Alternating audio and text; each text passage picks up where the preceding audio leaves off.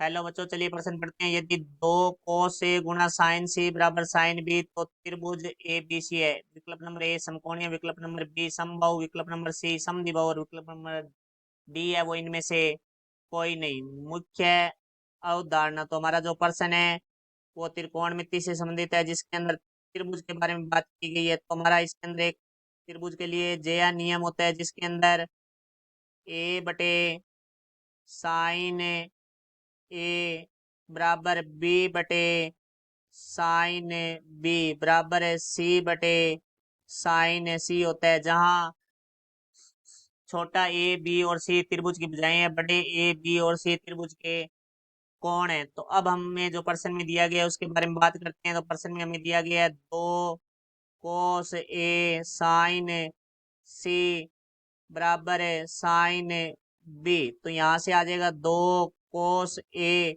बराबर sine B बटा में साइन सी। तो अब हमें ये जो समीकरण नंबर एक हमारा जय नियम है, इससे हम अंतिम वाले दो को बराबर रखते हैं। तो देखो भाई, बी बटे साइन बी बराबर सी बटे साइन सी। तो यहाँ से हम साइन बी बटे सी का मान निकालते हैं। तो साइन बी बटे साइन सी बराबर आ जाएगा हमारे पास बी बटे सी।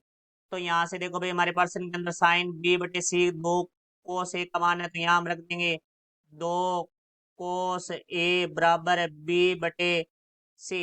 क्योंकि हम जानते हैं कोस ए बराबर होता है हमारा बी की घात दो प्लस सी की घात दो माइनस ए की घात दो बटा में दो बी सी। तो ये मान यहाँ रखेंगे तो हमारे पास आ जाएगा दो ब्रैकेट बी की घात दो प्लस सी की घात दो माइनस ए की घात दो बटा में दो बी सी बराबर आ जाएगा बी बटे सी। तो यहाँ देखो भाई, दो से दो हमारा कट जाएगा और यहाँ सी से हमारा सी कट जाएगा। तो यहाँ से हमारे पास आ जाएगा बी की घात दो प्लस सी की घात दो माइनस ए की घात दो बटा में बी बराबर आ जाएगा हमारा बी। तो बी भाग में इधर आके हमारा गुणा में हो जाएगा। तो यहाँ से हमें प्राप्त हो जाएगा बी की घात दो प्लस सी की घात दो माइनस ए की घात दो बराबर बी की घात दो। तो यहाँ देखो भाई, बी की घात दो से बी की घात दो कट जाएगा। तो यहाँ से आ जाएगा सी की घात दो माइनस ए की घात दो बराबर शून्य। तो यहाँ से हमें प्राप्त होगा सी की घात दो बराबर ए की घात दो। तो यहाँ से हमें प्राप्त हो जाएगा सी बराबर है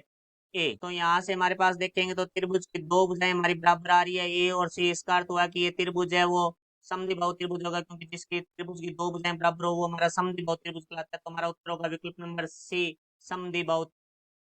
आशा करता हूँ समझ आया होगा। धन्यवाद।